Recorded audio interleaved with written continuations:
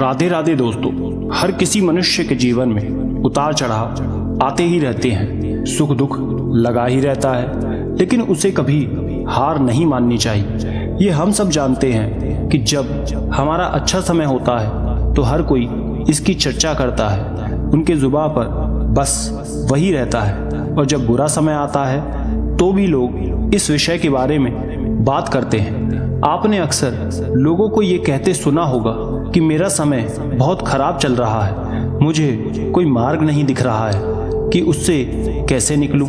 मेरी हिम्मत विश्वास सबने जवाब दे दिया, मुझे कुछ समझ नहीं आ रहा कि अपने बुरे समय को अच्छा कैसे करूं। ऐसी बातें हमें अक्सर सुनने में आती है, किंतु सत्य तो ये है कि दो चीजें ऐसी हैं जिसे बुरे समय में करना चाहिए।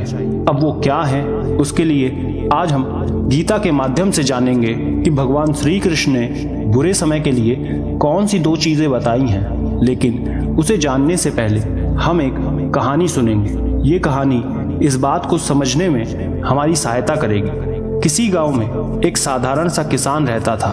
उसके पास धन तो नहीं था, लेकिन वो दूसरे की खेती में काम करके अपना घर चला रहा था।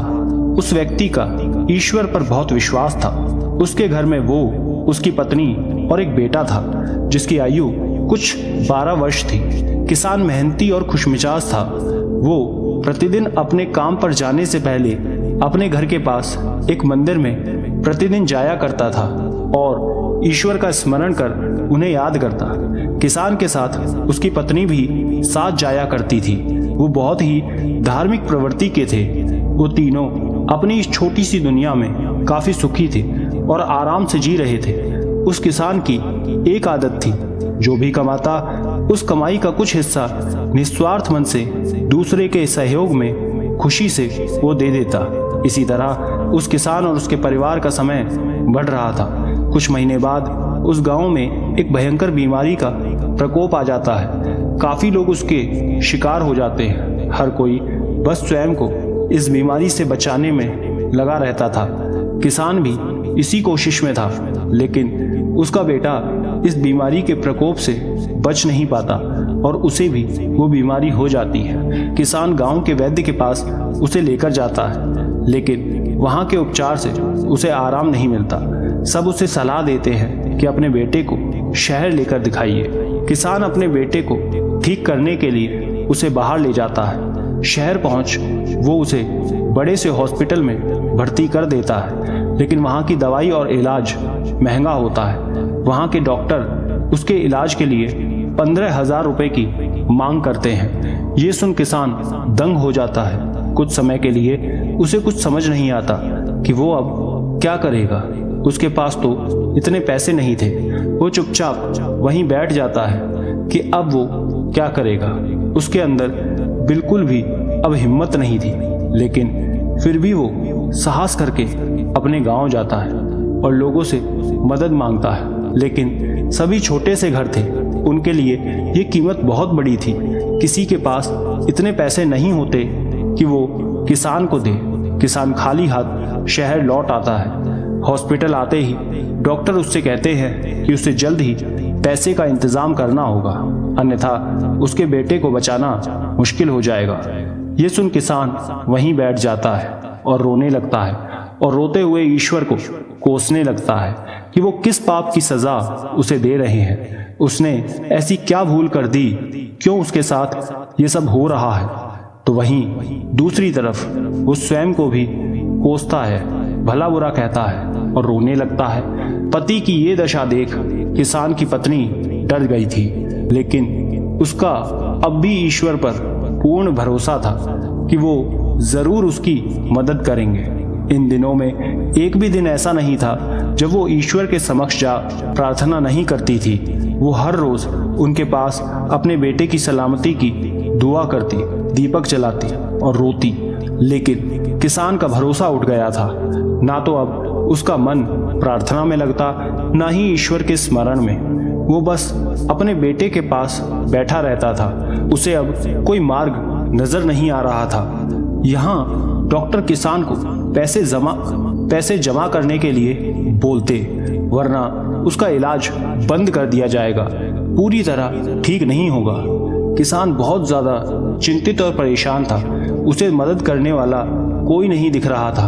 वहीं किसान की पत्नी ईश्वर को स्मरण कर उनके आगे हाथ जोड़ बेटे के ठीक होने की प्रार्थना करती जा रही थी। तभी मंदिर में उसे एक व्यक्ति मिलता है। वो किसान की पत्नी को स्वयं के पास से 20,000 रुपए देता है और कहता है कि जाए और बेटे का इलाज करवा ले। यदि और पैसे की आवश्यकता होगी तो मेरा कार्ड ले लो, इस पर मेरा नंबर है, मुझे फोन कर देना। उस धनी व्यक्ति की बात सुन किसान की पत्नी उससे पूछती है कि उसे कैसे पता कि उसके बेटे की तबीयत खराब है। तब वो धनी व्यक्ति कहता है कि आपको रोज मैं यहाँ दुखी और परेशान आते हुए देखता हूँ। तब मैंने इस मंदिर के पुजारी से पूछा तो उन्होंने सारी बात बताई। आप चिंता ना करें, आपका बेटा बिल्कुल ठीक हो जाएगा, आवश्यकता हो तो मुझे फोन कर लेना। इतना कह वो चला जाता है। किसान की पत्नी पति के पास जा सारी बात बता देती है और बेटे का इलाज शुरू करवा देती है। कुछ दिनों में ही उसका बेटा पहले से ठीक होने लगता है। तब वो अपने पति से कहती है कि देखा, जिसे आप हमारी इस दुखी स्थिति के लिए कोस रहे थे, उसी ने हमें इस मुश्किल से निकाल दिया। मैं जानती थी कि मेरे भगवान कभी मेरे साथ बुरा नहीं करेंगे, वो भी तब जब मैंने किसी के साथ कभी बुरा नहीं किया। यदि वो संकट में डालते हैं तो बचाते भी स्वयं हैं। हमें हमेशा उन पर आंख बंद करके विश्वास करना चाहिए। पत्नी की बात सुन किसान को भी उसकी बात से यह एहसास हो जाता है और वो उस धनी व्यक्ति को खूब दुआ देती है कि वो जहाँ रहेगा उसे ईश्वर ठीक रखेंगे। इस कहानी में इसी विश्वास को दिखाया गया है जो किसान की पत्नी ने रखा था, जो अब बहुत कम लोगों में दिखता है। दोस्तों, भगवान श्री कृष्ण गीता के 9वें अध्याय के 22वें श्लोक में ये कहते हैं कि जो व्यक्ति पूरी तरह मेरे पर मन लगाते हैं, मेरा ध्यान करता है, मैं हमेशा उनका साथ देता हूँ और उन्हें वो प्रदान करता हूँ जो उनके पास नहीं है। साथ ही जो उनके पास है मैं उनकी रक्षा भी करता हूँ। इसलिए ये बहुत ज़रूरी है कि हम अपने बुरे वक्त में अपनी भक्ति अपने ईश्वर पर पूर्ण विश्वास रखें। हमें ये पता होना चाहिए कि वो कभी हमारा साथ नहीं छोड़ेंगे। अगली बात बताने से पहले एक छोटी सी रिक्वेस्ट, अगर आप चैनल पर पहली बार आए हैं तो चैनल को सब्सक्राइब करके रख लीजिए ताकि ऐसी जानकारियां सबसे पहले आप तक पहुंच सकें। और कमेंट में एक बार राधे राधे लिख दें, जिससे हमें पता चल सके कि आपको जानकारियां पसंद आती हैं। अब इसके अलावा गीता के दूसरे अध्याय के 14वें श्लोक में श्री कृष्ण कहते हैं कि सुख और दुख का भाव इंद्रियों से निकलता है, वो बिल्कुल मौसम के समान है।